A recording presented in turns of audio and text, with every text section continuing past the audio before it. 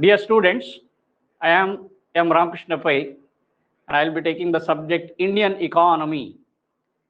And in today's class, we are going to discuss structure of Indian economy.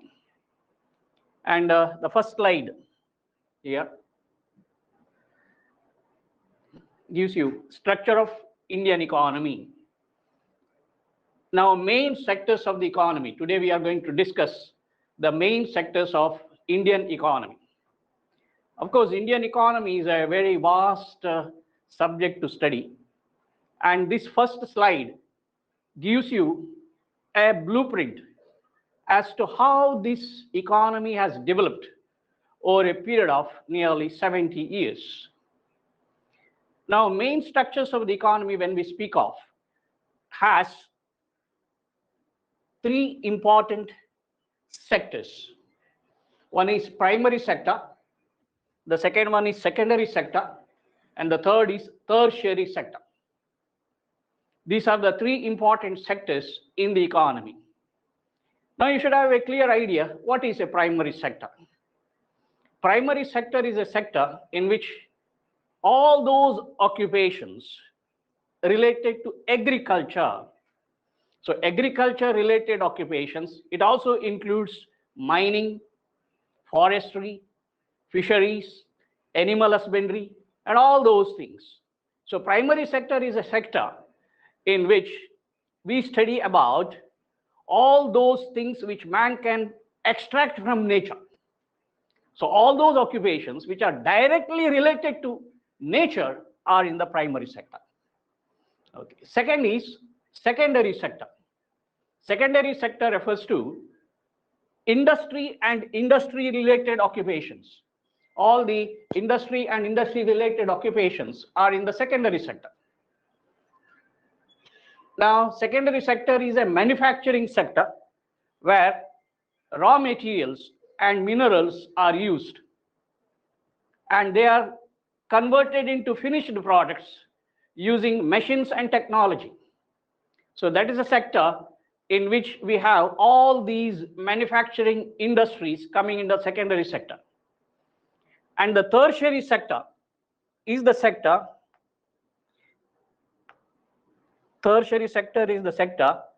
which is related to all the services. It is a service sector in which we have transport, communication, we have banking, finance sector. We also have health and education, trade and commerce. They are all included in the tertiary sector. Thus, any economy of the world, if it is to be classified into three major sectors, one is primary, the secondary, and the tertiary sectors. Primary sector is related to agriculture and agriculture related occupations. Secondary sector is the sector which is related to industry and industry related occupations. And tertiary sector consists of all the different services. Okay, now this table, the first I have given you this table, gives you a comprehensive idea as to how Indian economy has developed over a period of time. Now, this table contains some important data.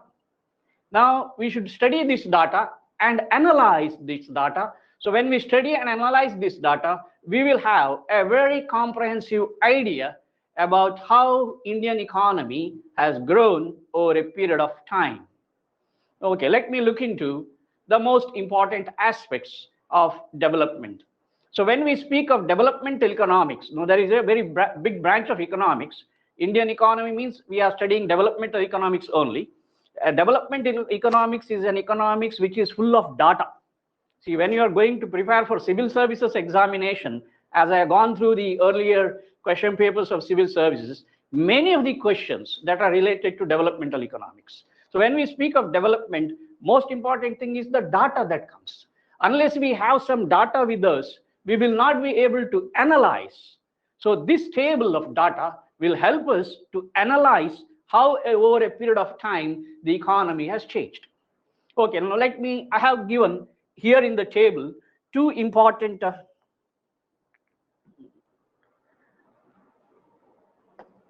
things.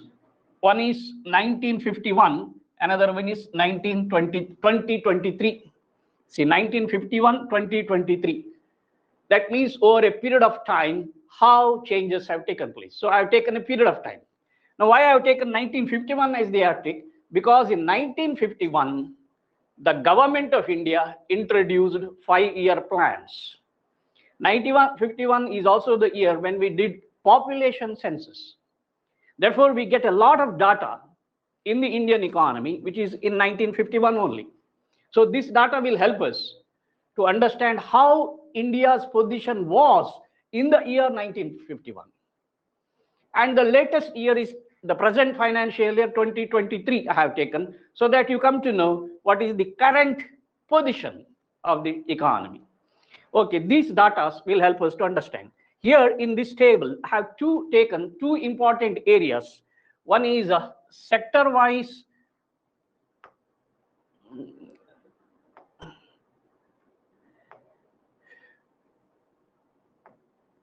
Okay.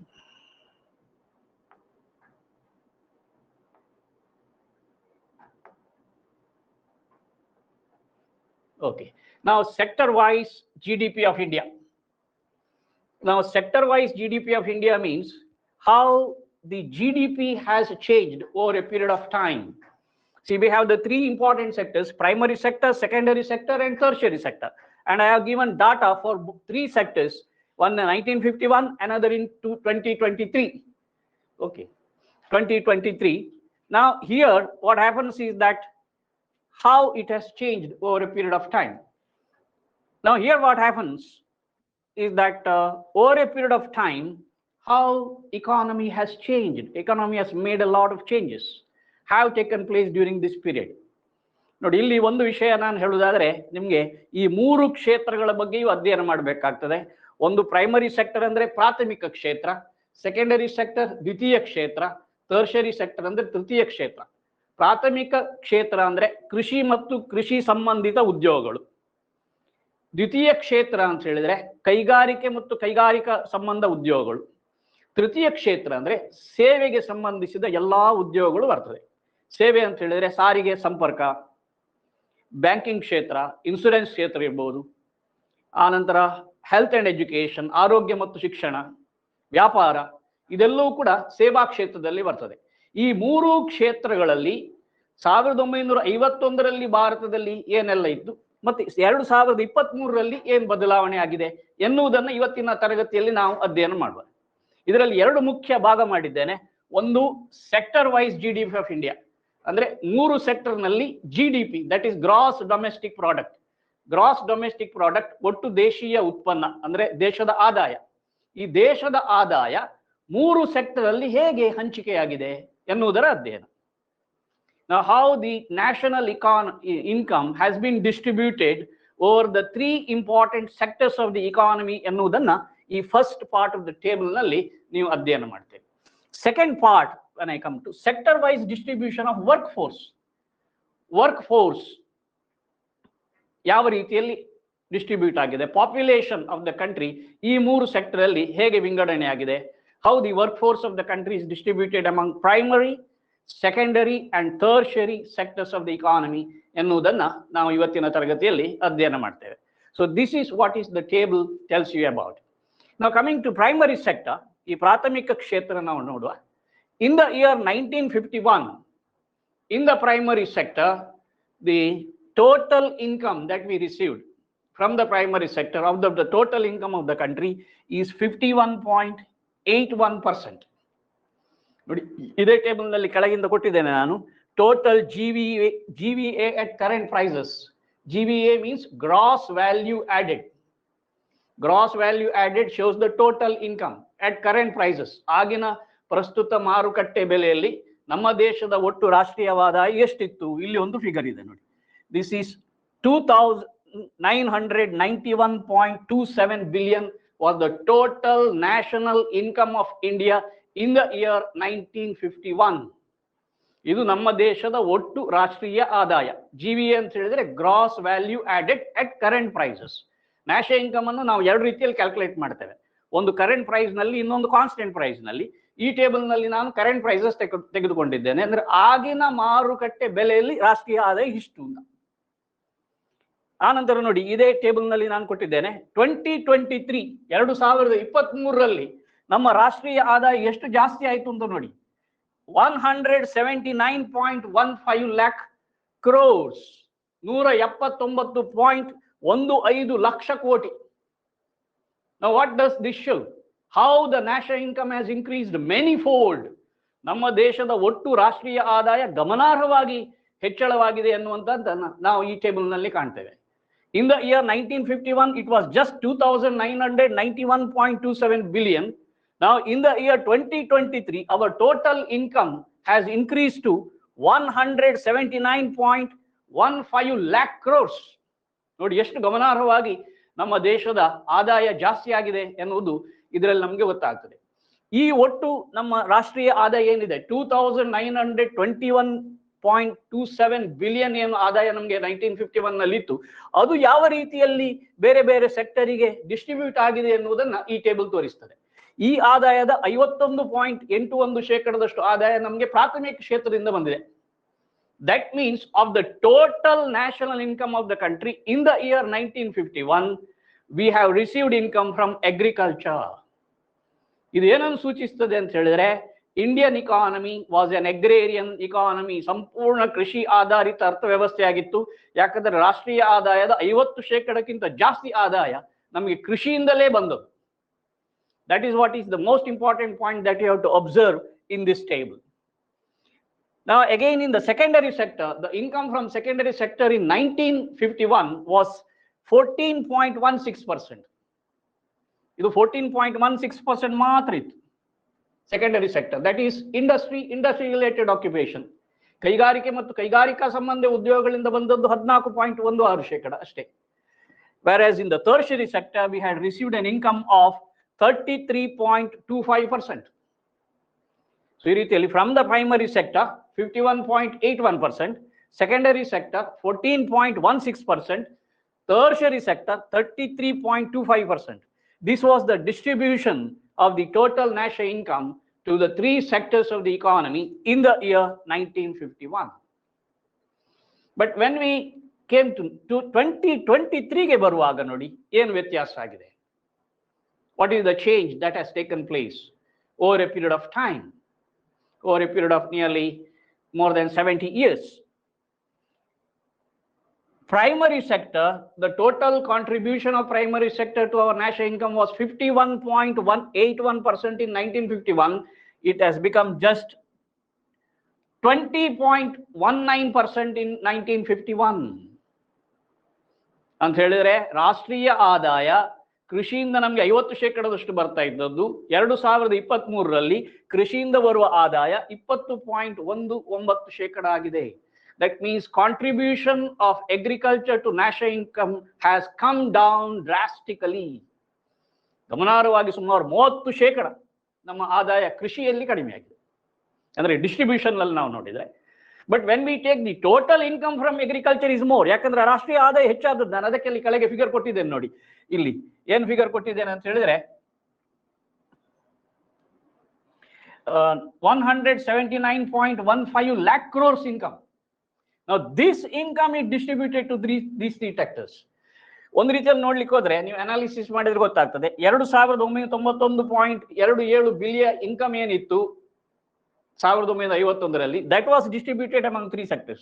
But here the income distributed among three sectors is huge because total national income has increased. So income from agriculture ಏನು ನಮಗೆ 51 ನಲ್ಲಿ ಸಿಕ್ಕಿದೆ ಅದಕ್ಕಿಂತಲೂ ಎಷ್ಟೋ ಜಾಸ್ತಿ ಪ್ರಮಾಣದಲ್ಲಿ 23 ಯಲ್ಲಿ ಸಿಕ್ಕಿದೆ. But total percentage is 20.19% because national income has increased drastically. What is the total national income? 179.15 lakh crores. And this is distributed among the three sectors. How it is distributed among three sectors is shown in this table. Income from agriculture is 20.19%.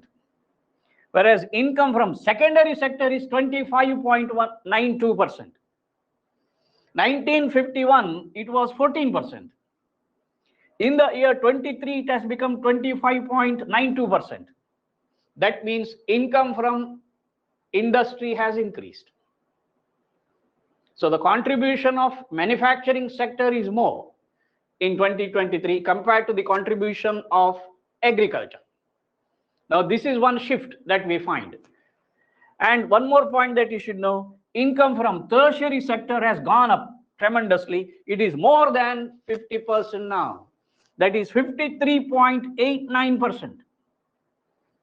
53.89% of our total national income comes from the tertiary sector. Tertiary sector is a sector of services where we have transport, communication, banking, insurance, trade, commerce, health, education. ಎಲ್ಲ ಒಟ್ಟು ಸೇರಿ ಸೇವಾ ಕ್ಷೇತ್ರ ಆಗ್ತದೆ. ನಮ್ಮ ದೇಶದ ಸೇವಾ ಕ್ಷೇತ್ರ ಗಮನಾರ್ಹವಾಗಿ ಬೆಳವಣಿಗೆ ಹೊಂದಿದೆ. There are areas which are explored. For example, we earn income from tourism. Today we earn income from space technology. Today we earn income from information technology. Now these are some of the areas where we have started earning more income. So ಈ ರೀತಿಯಲ್ಲಿ ನಮ್ಮ ಸೇವಾ ಕ್ಷೇತ್ರದ ಆದಾಯ ಗಮನಾರ್ಹವಾಗಿ ಜಾಸ್ತಿ ಆಗಿದೆ. Now in 1951, more than 50% of our national income was coming from agriculture. In 2023, more than 50% of the national income is coming from service sector. Now one of the points that you should know is that economies of the world can broadly classified into two types. One is developed economy, another is underdeveloped economy. Developed economies are those economies which earn high level of income and they have high standard of living. Underdeveloped economies are those economies where the level of income is very low. Most of the developed economies ಅಂತ ಹೇಳಿದ್ರೆ ನಮ್ಮ ಪ್ರಪಂಚದಲ್ಲಿರುವ ಎಲ್ಲಾ ಅಭಿವೃದ್ಧಿ ಹೊಂದಿದ ದೇಶಗಳನ್ನು ನಾವು ನೋಡಿದರೆ ಆ ಎಲ್ಲ ಅಭಿವೃದ್ಧಿ ಹೊಂದಿದ ದೇಶಗಳಲ್ಲಿ ಮುಖ್ಯ ಉದ್ಯೋಗ ಯಾವುದು ಅಂದ್ರೆ ಸೇವಾ ಕ್ಷೇತ್ರ. ಅವರಿಗೆ ಜಾಸ್ತಿ ಆದಾಯ ಬರುವುದೇ ಸೇವಾ ಕ್ಷೇತ್ರದಿಂದ. Maximum national income they earn from the service sector. So therefore they have become developed. All underdeveloped economies of the world are depending upon agriculture and primary occupations. Income from primary occupation is comparatively lesser than the income from service sector. ಹಾಗಾಗಿ ಹೋಗಿ ಅವರ ಆದಾಯ ಜಾಸ್ತಿ, ನಮ್ಮ ಆದಾಯ ಕಡಿಮೆ. If you see, India was ruled by the Britishers. India was a colony of the British Empire, and Britishers used to carry the valuable raw materials to England and manufacture products, finished products, and bring them back again to India and sell it.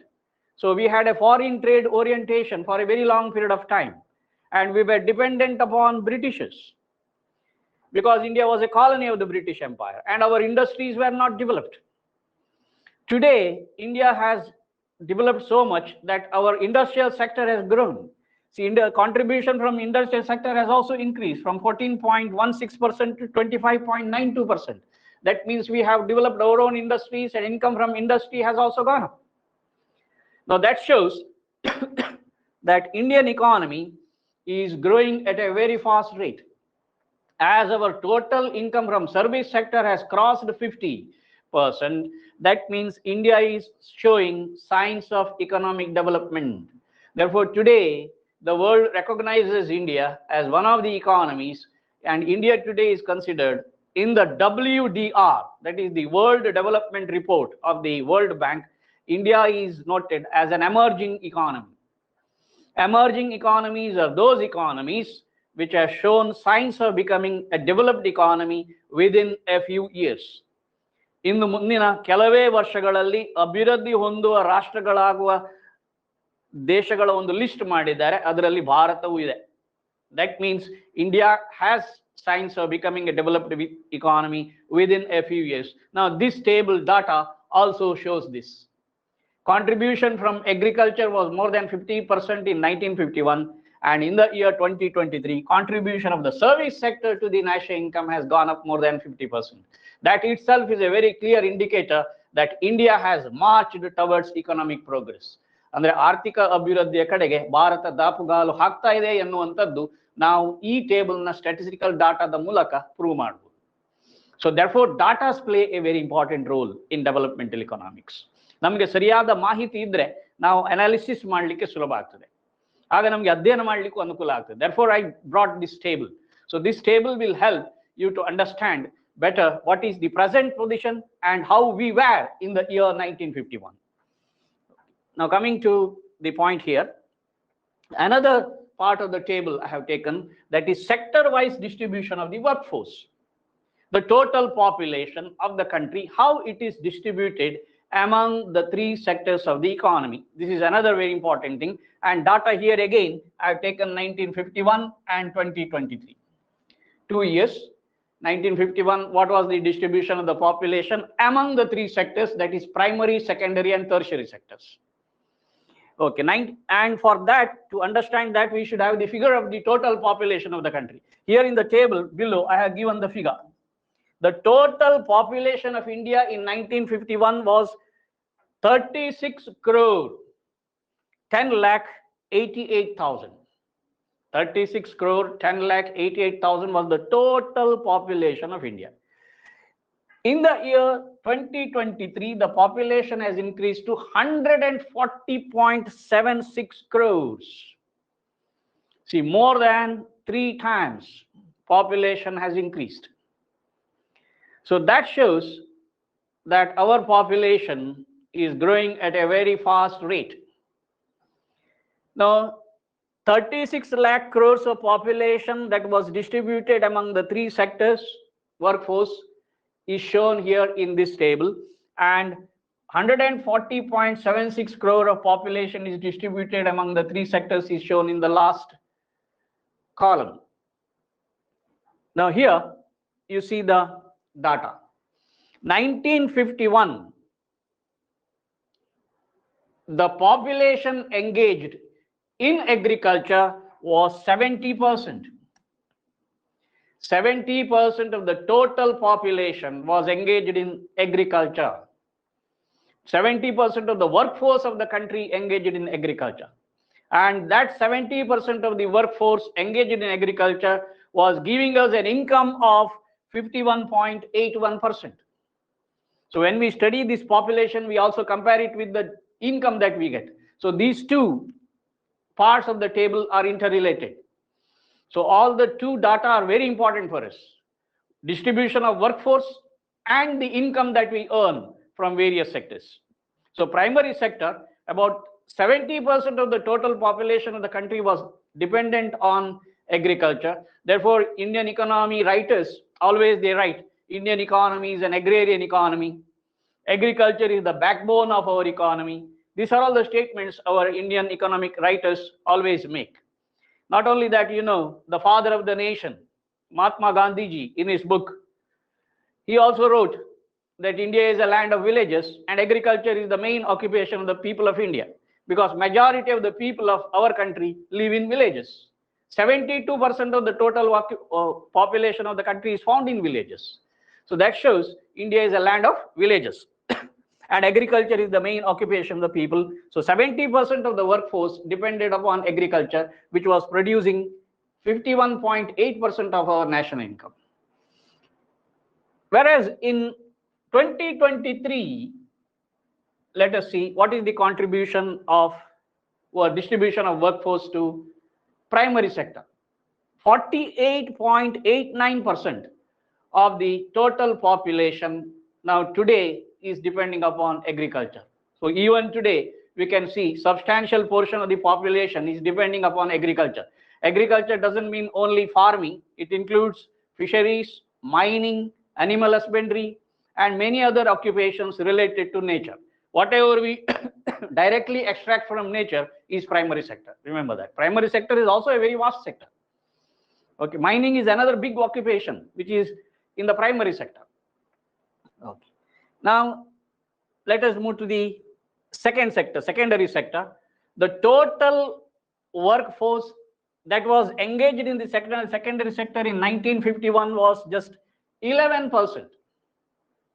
That means industrial development had not taken place that much in the year 1951.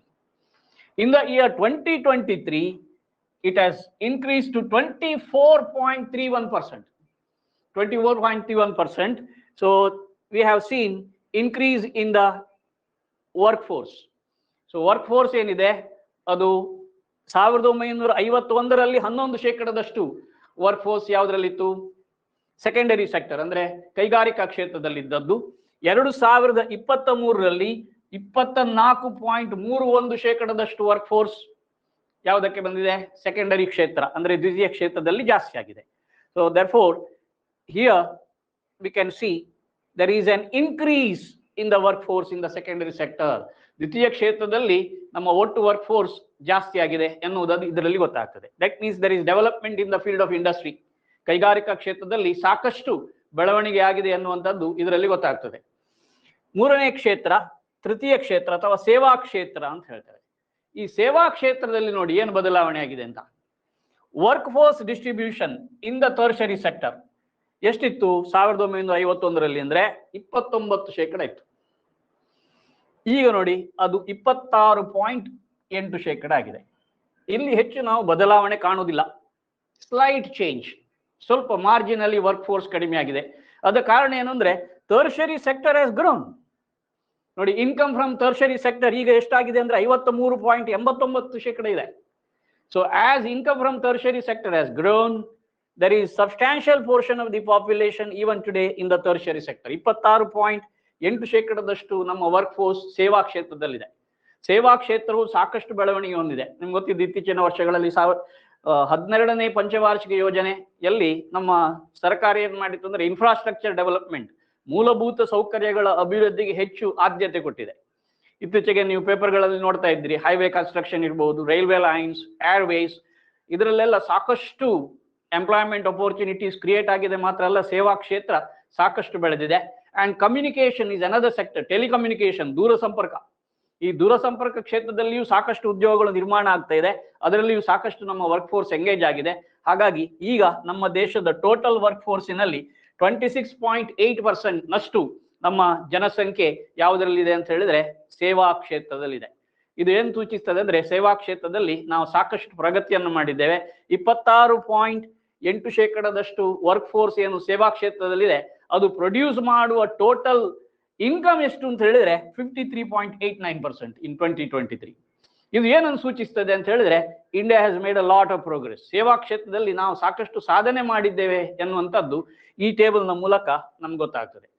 ಇದನ್ನು ನಾವು ಸರಿಯಾಗಿ ಇನ್ನೊಮ್ಮೆ comparatively study ಮಾಡಿದ್ರೆ, ಈ ಟೇಬಲ್ನಲ್ಲಿ ಎಲ್ಲಾ ಡಾಟಾವನ್ನು ಇಟ್ಟುಕೊಂಡು ನಾವು ಕಂಪ್ಯಾರಿಟಿವ್ಲಿ ಸ್ಟಡಿ ಮಾಡಿದಾಗ ನಮಗೆ ಸ್ಪಷ್ಟವಾಗಿ ಯಾವ ರೀತಿಯಲ್ಲಿ ನಮ್ಮ ದೇಶದ ಆರ್ಥಿಕ ಬೆಳವಣಿಗೆ ಆಗಿದೆ ಎನ್ನುವುದರ ಒಂದು ಐಡಿಯಾ ನಮಗೆ ಬರ್ತದೆ. ಈ ಮೂರು ಕ್ಷೇತ್ರಗಳನ್ನು ನಾನು ತಗೊಂಡಿದ್ದೇನೆ: primary sector, secondary sector, tertiary sector.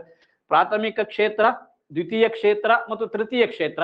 ಈ ಮೂರೂ ಕ್ಷೇತ್ರಗಳಲ್ಲಿ ಯಾವ ರೀತಿಯಲ್ಲಿ ಆದಾಯ ಹಂಚಿಕೆಯಾಗಿದೆ, ಯಾವ ರೀತಿಯಲ್ಲಿ ನಮ್ಮ ದೇಶದ ಜನಸಂಖ್ಯೆ ಹಂಚಿಕೆಯಾಗಿದೆ, 1951ರಲ್ಲಿ ಎಷ್ಟಿತ್ತು, 2023ರಲ್ಲಿ ಎಷ್ಟಾಗಿದೆ ಎನ್ನುವುದರ ಈ ಒಂದು ಕಂಪ್ಯಾರಿಟಿವ್ ಫಿಗರ್ ಏನಿದೆ, that will help you to have a clear idea as to how the economy has grown.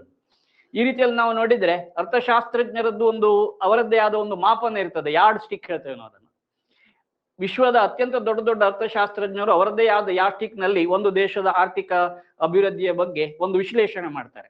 ಆ ವಿಶ್ಲೇಷಣೆಯ ಪ್ರಕಾರ ಈ ಟೇಬಲ್ ಅನ್ನ ಇಟ್ಟುಕೊಂಡು ನಾವು ವಿಶ್ಲೇಷಣೆ ಮಾಡಿದ್ರೆ ಆಗ ನಮ್ಗೆ ಗೊತ್ತಾಗ್ತದೆ ಯಾವ ರೀತಿಯಲ್ಲಿ ನಮ್ಮ ದೇಶದ ಆರ್ಥಿಕ ಒಂದು ಬೆಳವಣಿಗೆ ಈ ಒಂದು ಪೀರಿಯಡ್ ಆಫ್ ಟೈಮ್ ನಲ್ಲಿ ಆಗಿದೆ ಎನ್ನುವಂಥದ್ದನ್ನ ನಾವು ಸ್ಪಷ್ಟವಾಗಿ ಟೇಬಲ್ನ ಮೂಲಕ ಕಾಣಲಿಕ್ಕೆ ಸಾಧ್ಯ ಉಂಟು. ಇಲ್ಲಿ ಏನಾಗಿದೆ ಅಂತ ಹೇಳಿದ್ರೆ ನಮ್ಮ ದೇಶದಲ್ಲಿ ಏನು ಆದಾಯದ ಹಂಚಿಕೆ ಆಗಿದೆ ಮತ್ತು ಪಾಪ್ಯುಲೇಷನ್ ಡಿಸ್ಟ್ರಿಬ್ಯೂಷನ್ ಆಗಿದೆ. ನೋಡಿ, ಇಲ್ಲಿ ನೋಡಿಕೊಳ್ಬೇಕು, ಆದಾಯವೂ ಗಮನಾರ್ಹವಾಗಿ ಜಾಸ್ತಿ ಆಗಿದೆ, ಜನಸಂಖ್ಯೆಯೂ ಗಮನಾರ್ಹವಾಗಿ ಜಾಸ್ತಿ ಆಗಿದೆ. ಎರಡೂ ಜಾಸ್ತಿ ಆಗಿದೆ. ಎರಡೂ ಜಾಸ್ತಿ ಆಗಿದೆ ಮಾತ್ರ ಅಲ್ಲ, ಅದರ ಹಂಚಿಕೆಯಲ್ಲಿಯೂ ವ್ಯತ್ಯಾಸ ಕಾಣ್ತಾ ಇದೆ. ಈ ವ್ಯತ್ಯಾಸಗಳನ್ನು ನಾವು ನೋಡಿದಾಗ ಪ್ರೈಮರಿ ಸೆಕ್ಟರ್ ಇಂದ ಏನಾಗಿದೆ ಅಂತ ಹೇಳಿದ್ರೆ many things from the primary sector have shifted to secondary and tertiary sector. We find a shift from the primary sector to the secondary and tertiary sector. ನೋಡಿ, ಇಲ್ಲಿ ಫಸ್ಟ್ ನಲ್ಲಿ ಕೂಡ ನೋಡಿ, ಪ್ರೈಮರಿ ಸೆಕ್ಟರ್ ನಲ್ಲಿ 51% ಇತ್ತು. ಆದ್ರೆ ಇಲ್ಲಿಗೆ ಬರುವಾಗ ಏನಾಗಿದೆ, 23ಯಲ್ಲಿ ಅದರ ಒಂದು ಭಾಗ ಯಾವುದಕ್ಕೆ ಶಿಫ್ಟ್ ಆಗಿದೆ, ಸೆಕೆಂಡರಿ ಸೆಕ್ಟರ್ ಮತ್ತು ಟರ್ಷಿಯರಿ ಸೆಕ್ಟರ್ಗೆ ಶಿಫ್ಟ್ ಆಗಿದೆ. ಅದೇ ರೀತಿಯಲ್ಲಿ ವರ್ಕ್ ಫೋರ್ಸ್ ಅಲ್ಲಿ ನೋಡಿ, 51ನಲ್ಲಿ 70% of the work force agriculture ಮೇಲೆ ಇತ್ತು, ಪ್ರೈಮರಿ ಸೆಕ್ಟರ್ ಇತ್ತು.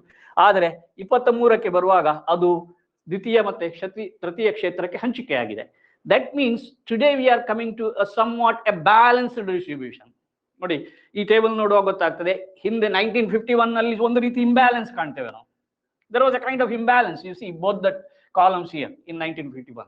It is not uniform. But when it comes to 2023, we find almost a good distribution of income as well as good distribution of population. So population ಹಾಗೂ income ಸ್ವಲ್ಪ ಮಟ್ಟಿಗೆ uniform ಆಗಿ 3 ಕ್ಷೇತ್ರಗಳಲ್ಲಿ ಹಂಚಿಕೆಯಾಗಿದೆ ಎನ್ನುವಂಥದ್ದು ಇದರಲ್ಲಿ ಸ್ಪಷ್ಟವಾಗಿ ನಮಗೆ ಗೊತ್ತಾಗ್ತದೆ. ಈ ಒಂದು ಟೇಬಲ್ ಅನ್ನು ನಾವು ಇಟ್ಟುಕೊಂಡು ಅಧ್ಯಯನ ಮಾಡಿದ್ರೆ ಇಂತಹ ಕೆಲವೆಲ್ಲ ಅಂಶಗಳನ್ನ ಗಮನಿಸಬಹುದು. ಹಾಗಾಗಿ ಈ ಟೇಬಲ್ ನಿಮಗೆ ತುಂಬಾ ಒಂದು structure of the Indian economy ಹೇಗಿದೆ ಎನ್ನುವುದರ ಒಂದು ಬ್ರೀಫ್ ಐಡಿಯಾವನ್ನು ಕೊಡ್ತದೆ. That means we are developing at a faster rate ಎನ್ನುವಂಥದ್ದು ಗೊತ್ತಾಗ್ತದೆ. Now I will move on to the next slide.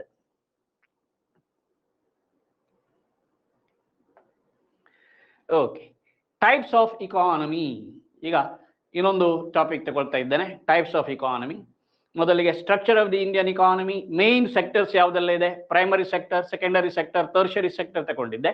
ಈಗ ನಾನು ಟೈಪ್ಸ್ ಆಫ್ ಇಕಾನಮಿಗೆ ಬರ್ತಾ ಇದ್ದೇನೆ. ಬೇರೆ ಬೇರೆ ಇಕಾನಮಿ ಏನು ಇದೆ. This is A table shows classification, ವರ್ಗೀಕರಣ. ಇದೊಂದು ವರ್ಗೀಕರಣದ ಟೇಬಲ್. ಹೇಗೆ ವರ್ಗೀಕರಣ ಇದೆ, ಮುಖ್ಯವಾಗಿ ನಾವು 3 ಭಾಗವಾಗಿ ಇದನ್ನು ಅಲ್ಲಿ ನಾನು ಪಾರ್ಟ್ ಮಾಡಿದ್ದೇನೆ. This table has 3 important parts. The first part is on the basis of ownership and management of resources. Resource ownership ಮತ್ತೆ ಮ್ಯಾನೇಜ್ಮೆಂಟ್ ನ ಆಧಾರದಲ್ಲಿ ಯಾವ ರೀತಿ ಕ್ಲಾಸಿಫೈ ಮಾಡಿದ್ದೇವೆ. Second part is on the basis of development, ಅಭಿವೃದ್ಧಿ ಆಧಾರದ ಮೇಲೆ ಯಾವ ರೀತಿಯಲ್ಲಿ ನಾವು ಕ್ಲಾಸಿಫೈ ಮಾಡಿದ್ದೇವೆ. On the basis of trade, ವ್ಯಾಪಾರದ ಆಧಾರದಲ್ಲಿ ಯಾವ ರೀತಿಯಲ್ಲಿ ಇಕಾನಮಿಯನ್ನ ಕ್ಲಾಸಿಫೈ ಮಾಡಿದ್ದೇವೆ. ಈ ಇಡೀ ಅರ್ಥವ್ಯವಸ್ಥೆಯನ್ನ 3 ಆಧಾರದಲ್ಲಿ ವರ್ಗೀಕರಣ ಮಾಡಲಾಗಿದೆ. ಒಂದು, ನಮ್ಮಲ್ಲಿರುವಂತಹ ಸಂಪನ್ಮೂಲಗಳ ಓನರ್ಶಿಪ್ ಮತ್ತೆ ಮ್ಯಾನೇಜ್ಮೆಂಟ್. ಇನ್ನೊಂದು, ದೇಶದ ಅಭಿವೃದ್ಧಿ. ಮೂರನೆಯದು, ಒಟ್ಟು ಯಾವ ರೀತಿಯ ವ್ಯಾಪಾರ ನಾವು ಮಾಡ್ತೇವೆ. On the basis of trade, ವ್ಯಾಪಾರದ ಆಧಾರದಲ್ಲಿ ಕ್ಲಾಸಿಫಿಕೇಶನ್ ಮಾಡಿದ್ದೇವೆ. ಈಗ ಫಸ್ಟ್ ಪಾರ್ಟ್ ಆಫ್ ದ ಟೇಬಲ್ಗೆ ಬರ್ತೇನೆ. On the basis of ownership and management of resources, our economy or any economy of the world is broadly classified into 3 types. ಮುಖ್ಯವಾಗಿ 3 ಭಾಗವಾಗಿ ಇಕಾನಮಿಯನ್ನು classify ಮಾಡ್ತಾರೆ. ಒಂದು capitalist economy, socialist economy, mixed economy ಅಂತ. What is this capitalistic economy? Capitalist economy ಅಂತ ಹೇಳಿದ್ರೆ ಬಂಡವಾಳಶಾಹಿ ಅರ್ಥವ್ಯವಸ್ಥೆ. Socialist economy ಅಂತ ಹೇಳಿದ್ರೆ ಸಮಾಜವಾದಿ ಅರ್ಥವ್ಯವಸ್ಥೆ. ಮಿಕ್ಸ್ಡ್ ಇಕಾನಮಿ ಅಂದ್ರೆ ಮಿಶ್ರ ಅರ್ಥವ್ಯವಸ್ಥೆ. ಈ ರೀತಿಯಲ್ಲಿ ಇಡೀ ವಿಶ್ವದ ಬೇರೆ ಬೇರೆ ಅರ್ಥವ್ಯವಸ್ಥೆಗಳನ್ನ ಮುಖ್ಯ 3 ವಿಭಾಗ ಮಾಡ್ತೇವೆ. ಬಂಡವಾಳಶಾಹಿ ಕ್ಯಾಪಿಟಾಲಿಸ್ಟಿಕ್, ಸಮಾಜವಾದಿ ಸೋಷಿಯಲಿಸ್ಟಿಕ್, ಮತ್ತೆ ಮಿಕ್ಸ್ಡ್ ಅಂದ್ರೆ ಮಿಶ್ರ ಅರ್ಥವ್ಯವಸ್ಥೆ ಅಂತ ನಾವು ವರ್ಗೀಕರಣ ಮಾಡ್ತೇವೆ. ಈಗ ಬ್ರೀಫ್ ಆಗಿ ಈ 3 ವರ್ಗೀಕರಣ ಹೇಗೆ ಆಗಿದೆ ಇದರ ಒಂದು ಮೀನಿಂಗ್ ಅಂತ ತಿಳ್ಕೊಳ್ಳುವ. What is a capitalist economy? Capitalistic economy is an economy which gives freedom to private sector economic enterprises. More freedom and opportunities to private sector economic enterprises is capitalist economy. ಬಂಡವಾಳಶಾಹಿ ಅರ್ಥವ್ಯವಸ್ಥೆಯಲ್ಲಿ, ಇಡೀ ಅರ್ಥವ್ಯವಸ್ಥೆಯಲ್ಲಿ ಖಾಸಗಿ ಕ್ಷೇತ್ರಕ್ಕೆ ಹೆಚ್ಚು ಅವಕಾಶ, ಹೆಚ್ಚು ಸ್ವಾತಂತ್ರ್ಯ ಕೊಡ್ತಾರೆ. ಖಾಸಗಿ ಕ್ಷೇತ್ರ ಎಷ್ಟು ಬೆಳವಣಿಗೆ ಆಗ್ತದೆ ನೋಡಿ. ಉದಾಹರಣೆಗೆ United States of America is a capitalist economy. There is more freedom and opportunities to the private sector to grow. ಇನ್ನೊಂದು ಯಾವುದಂದ್ರೆ ಸೋಷಿಯಲಿಸ್ಟಿಕ್ ಇಕಾನಮಿ, ಸಮಾಜವಾದಿ ಅರ್ಥವ್ಯವಸ್ಥೆ. ಸಮಾಜವಾದಿ ಅರ್ಥವ್ಯವಸ್ಥೆ ಹೇಗೆ ಅಂತ ಹೇಳಿದ್ರೆ ಅದರಲ್ಲಿ ಸರ್ಕಾರವೇ ಹೆಚ್ಚಿನ ಆರ್ಥಿಕ ಚಟುವಟಿಕೆಗಳನ್ನು ತನ್ನ ನಿಯಂತ್ರಣದಲ್ಲಿ ಇಟ್ಟುಕೊಳ್ತದೆ. ಅಲ್ಲಿ ಪಬ್ಲಿಕ್ ಸೆಕ್ಟರಿಗೆ ಹೆಚ್ಚು ಅವಕಾಶ, ಸಾರ್ವಜನಿಕ ವಲಯಕ್ಕೆ ಅವಕಾಶ ಜಾಸ್ತಿ ಇರ್ತದೆ. ಖಾಸಗಿಗೆ ಹೆಚ್ಚು ಅವಕಾಶ, ಸ್ವಾತಂತ್ರ್ಯ ಇಲ್ಲ. ಖಾಸಗಿ ಕ್ಷೇತ್ರ ಹೆಚ್ಚು ಬೆಳವಣಿಗೆ ಆಗುವುದಿಲ್ಲ. ಎಲ್ಲ ನಿರ್ಧಾರಗಳನ್ನು ಸರ್ಕಾರವೇ ತಗೊಳ್ತದೆ. ಆದ್ರಿಂದ ಸೋಷಿಯಲಿಸ್ಟಿಕ್ ಇಕಾನಮಿ ಹೇಳ್ತಾರೆ. ಈಗ ವಿಶ್ವದಲ್ಲಿ ಸೋಷಿಯಲಿಸ್ಟ್ ಇಕಾನಮಿಗೆ ಉದಾಹರಣೆ ನಾವು ಹೇಳುವುದಾದ್ರೆ China is a socialistic economy. ನೋಡಿ, capitalist economy example USA, socialistic economy China. Mao Tse Tung ಅಂತ ಚೀನಾದ ಒಬ್ಬ ಲೀಡರ್ ಇದ್ದ. ಅವನ ಟೈಮ್ನಲ್ಲಿ ಅವನದನ್ನು ಕಂಪ್ಲೀಟ್ಲಿ ಸೋಷಿಯಲಿಸ್ಟ್ ಇಕಾನಮಿ ಅಂತ ಮಾಡಿದ್ದ. ಈಗ ಮೂರನೇದ್ದು ಮಿಕ್ಸ್ಡ್ ಇಕಾನಮಿ, ಮಿಶ್ರ ಅರ್ಥವ್ಯವಸ್ಥೆ. ನೋಡಿ, ಭಾರತೀಯ ಅರ್ಥವ್ಯವಸ್ಥೆ, Indian economy is mixed economy. ನಮ್ಮದು ಮಿಶ್ರ ಅರ್ಥವ್ಯವಸ್ಥೆ. What is mixed economy? ಮಿಶ್ರ ಅರ್ಥವ್ಯವಸ್ಥೆ ಅಂದ್ರೆ ಏನು? Mixed economy as economy which has features of both capitalism and socialism. ಮಿಶ್ರ ಅರ್ಥವ್ಯವಸ್ಥೆ ಅಂದ್ರೆ ಅದರಲ್ಲಿ ನಾವು ಬಂಡವಾಳಶಾಹಿ ಅರ್ಥವ್ಯವಸ್ಥೆ ಹಾಗೂ ಸಮಾಜವಾದಿ ಅರ್ಥವ್ಯವಸ್ಥೆ ಎರಡೂ ಅರ್ಥವ್ಯವಸ್ಥೆಗಳ ಲಕ್ಷಣಗಳನ್ನು ಕಾಣ್ತೇವೆ. So in our economy we find the features of both capitalism and socialism. It is A combination of capitalism and socialism ಅಂತ ಹೇಳ್ಬೋದು. ಇನ್ನೊಂದು ರೀತಿಯಲ್ಲಿ ಹೇಳುವುದಾದ್ರೆ ಮಿಕ್ಸ್ಡ್ ಇಕಾನಮಿ ಅರ್ಥ ಮಾಡಿಕೊಳ್ಳಿಕ್ಕೆ ಒಬ್ಬ ಅರ್ಥಶಾಸ್ತ್ರಜ್ಞ ಬಹಳ ಸರಳವಾಗಿ ಒಂದು ಸ್ಟೇಟ್ಮೆಂಟ್ ಮಾಡಿದ್ದಾನೆ. Mixed economy is N economy which has coexistence of public sector economic enterprises and private sector economic enterprises. ಖಾಸಗಿ ವಲಯದ ಉದ್ಯಮಗಳು ಮತ್ತು ಸಾರ್ವಜನಿಕ ವಲಯದ ಉದ್ಯಮಗಳು ಎರಡೂ ಕೂಡ ಜೊತೆಯಲ್ಲಿ ಇರುವಂತಹ ಒಂದು ಅರ್ಥವ್ಯವಸ್ಥೆ ಇದ್ರೆ ಅದು ಮಿಶ್ರ ಅರ್ಥವ್ಯವಸ್ಥೆ. ಪಬ್ಲಿಕ್ ಸೆಕ್ಟರ್ ಸಾರ್ವಜನಿಕ ವಲಯ, ಪ್ರೈವೇಟ್ ಸೆಕ್ಟರ್ ಖಾಸಗಿ ವಲಯ. Public sector economic enterprises are those economic enterprises which are owned and managed by the government. Private sector economic enterprises are those economic enterprises which are owned and managed by private entrepreneurs. ಸರ್ಕಾರದ ಸ್ವಾಮ್ಯಕ್ಕೆ ಒಳಪಟ್ಟ ಉದ್ಯಮಗಳು public sector ಅಂತ ಹೇಳ್ತೇವೆ. ಖಾಸಗಿ ಕಂಪನಿಯವರು ಮಾಡುವ ಎಲ್ಲ ಉದ್ಯೋಗಗಳು ಖಾಸಗಿ ಕ್ಷೇತ್ರ ಅಂತ ಕರಿತೇವೆ. ಇವೆರಡೂ ಜೊತೆಯಲ್ಲಿ ನಮ್ಮ ದೇಶದಲ್ಲಿ ನಾವು ಕಾಣ್ತೇವೆ. Now today you find in all sectors of the economy, ನಮ್ಮ ದೇಶದ ಒಂದು ಅರ್ಥವ್ಯವಸ್ಥೆ ನೋಡಿ ನೀವು, ಇಡೀ ಅರ್ಥವ್ಯವಸ್ಥೆಯಲ್ಲಿ ಯಾವ ಕ್ಷೇತ್ರವನ್ನು ತೆಗೆದುಕೊಳ್ಳಿ ಆ ಕ್ಷೇತ್ರದಲ್ಲಿ ಸಾರ್ವಜನಿಕ ವಲಯವೂ ಇದೆ, ಖಾಸಗಿ ವಲಯವೂ ಇದೆ. We have government industries, private industries, government banks, private banks, government schools and colleges, private schools and colleges, government hospitals, private hospitals. ಯಾವುದೇನು ತಗೊಳ್ಳಿ, even in the field of entertainment we find Doordarshan owned by the government. We have a number of private channels. Even in aviation, we have Air India, which is owned by the government, whereas there are a number of other private air services. Even in shipping, we have the Shipping Corporation of India owned by the government. There are nearly 65 other private companies operating. ಈ ರೀತಿಯಲ್ಲಿ ಪ್ರತಿಯೊಂದು ಕ್ಷೇತ್ರದಲ್ಲಿಯೂ ನಾವು ಸಾರ್ವಜನಿಕ ವಲಯ ಮತ್ತೆ ಖಾಸಗಿ ವಲಯ ಎರಡನ್ನೂ ಕಾಣುವಂತಹ ಒಂದು ಅರ್ಥವ್ಯವಸ್ಥೆ ಭಾರತೀಯ ಅರ್ಥವ್ಯವಸ್ಥೆ. ಹಾಗಾಗಿ ಭಾರತದ ಅರ್ಥವ್ಯವಸ್ಥೆ ಮಿಕ್ಸ್ಡ್ ಇಕಾನಮಿ. ಆದರೆ ಇತ್ತೀಚೆಗೆ ನಮ್ಮ ಗ್ಲೋಬಲ್ ಇಕಾನಮಿ, ವಿಶ್ವ ಅರ್ಥವ್ಯವಸ್ಥೆಯನ್ನು ನಾವು ನೋಡುವಾಗ ಕೆಲವು ಬದಲಾವಣೆಗಳಾಗ್ತಾ ಇದೆ. ನೋಡಿ, ನಮ್ಮ ದೇಶದಲ್ಲಿ 1948ರಲ್ಲಿಯೇ ಫಸ್ಟ್ ಇಂಡಸ್ಟ್ರಿಯಲ್ ಪ್ಲಾನ್ ಮಾಡಿದ್ರು. ಅದನ್ನ IPR 1948 ಹೇಳ್ತೇವೆ, industrial policy resolution of 1948, which declared Indian economy as mixed economy. ನಮ್ಮ ದೇಶದ ಅರ್ಥವ್ಯವಸ್ಥೆಯನ್ನ ಮಿಶ್ರ ಅರ್ಥವ್ಯವಸ್ಥೆ ಅಂತ 1948ರಲ್ಲಿ ಘೋಷಿಸಿದ್ದಾರೆ. ಆ ನಂತರ ನಾವು ಸಾಕಷ್ಟು ಬೆಳವಣಿಗೆಗಳನ್ನು ಮಾಡ್ತಾ ಬಂದಿದ್ದೇವೆ. ಓಕೆ, ಆ ನಂತರ ಏನಾಯ್ತು ಅಂದ್ರೆ, ಈಗ ಪ್ರಸ್ತುತ ನಾವು ವಿಶ್ವದ ಬೇರೆ ಬೇರೆ ಅರ್ಥವ್ಯವಸ್ಥೆಗಳನ್ನು ನೋಡುವಾಗ ಈ ಅರ್ಥವ್ಯವಸ್ಥೆಗಳಲ್ಲಿ ಒಂದು ಡೆವಲಪ್ಮೆಂಟ್ ನಾವು over A period of 50-70 years ನಾವು ಕಾಣ್ತಾ ಬಂದಿದ್ದೇವೆ. ಅದೇನು ಅಂತ ಹೇಳಿದ್ರೆ, ಈ ಕ್ಯಾಪಿಟಾಲಿಸ್ಟಿಕ್ ಮತ್ತೆ ಸೋಷಿಯಲಿಸ್ಟಿಕ್ ಇಕಾನಮಿ ಅಂತ ನಾವು ಯಾವುದನ್ನು ಹೇಳ್ತೇವೆ ಅವೆಲ್ಲವೂ ಸಂಪೂರ್ಣವಾಗಿ ಕ್ಯಾಪಿಟಾಲಿಸ್ಟಿಕ್ಕು ಆಗಿಲ್ಲ, ಸೋಷಿಯಲಿಸ್ಟಿಕ್ಕು ಆಗಿಲ್ಲ. ನೋಡಿ, ಈಗ ರಷ್ಯಾ ಫಾರ್ ಎಕ್ಸಾಂಪಲ್ USSR ಅಂತ ಇತ್ತು, union of Soviet socialist republic ಅಂತ ಕರೀತೇವೆ. ಅಲ್ಲಿ ಗಾರ್ಬಚೇವ್ ಎಂಬವನು ಒಂದು ಸೈಲೆಂಟ್ ರೆವಲ್ಯೂಷನ್ ಮಾಡಿದ ನಂತರ ಈಗ ರಷ್ಯಾ ಸ್ವಲ್ಪ ಈ ಕಮ್ಯುನಿಸಂ ಮತ್ತೆ ಸೋಷಿಯಲಿಸಂ ಇಂದ ಹೊರಗೆ ಬಂದಿದೆ, ಕ್ಯಾಪಿಟಾಲಿಸಂ ಕಡೆಗೆ ಮುಂದುವರಿತಾ ಇದೆ. ಚೀನಾ ಸಂಪೂರ್ಣವಾಗಿ ಸಮಾಜವಾದಿ ಆದದ್ದು ಈಗ ಪ್ರೈವೇಟ್ ಸೆಕ್ಟರ್ಗೆ ಅವಕಾಶ ಮಾಡಿಕೊಡ್ಲಿಕ್ಕೆ ಶುರು ಮಾಡಿದೆ. ಅಲ್ಲಿಯೂ ಕೂಡ ಈಗ ಸಂಪೂರ್ಣವಾಗಿ ಸಮಾಜವಾದಿ ತತ್ವ ಉಳಿದಿಲ್ಲ. ಒಂದು ಕಾಲದಲ್ಲಿ ಸೋಷಿಯಲಿಸ್ಟ್ ಇಕಾನಮಿ ಇದೆಯಲ್ವಾ, it was 1/3 of the world was under the influence of socialism. ಆದರೆ ಸೋಷಿಯಲಿಸಂನ ಇನ್ಫ್ಲುಯೆನ್ಸ್ ಏನಿದೆ ವರ್ಷದಿಂದ ವರ್ಷಕ್ಕೆ ಕಡಿಮೆ ಆಗ್ತಾ ಬಂದಿದೆ. ಹಾಗಾಗಿ ಈಗ all the economies of the world are moving towards mixed economy.